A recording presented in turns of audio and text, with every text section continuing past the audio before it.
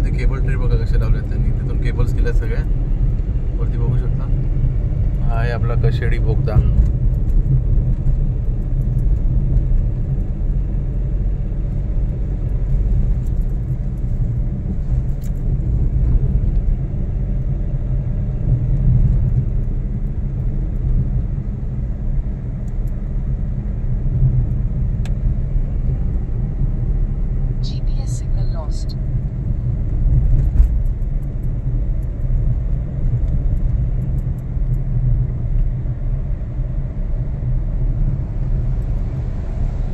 वरती fan system पण दिलं त्यांनी, बहुतेक रिफ्रेशमेंटसाठी असेल. हे बघा वरती आतली हवा बाहेर फेकण्यासाठी वगैरे जेवढी होईल तेवढी.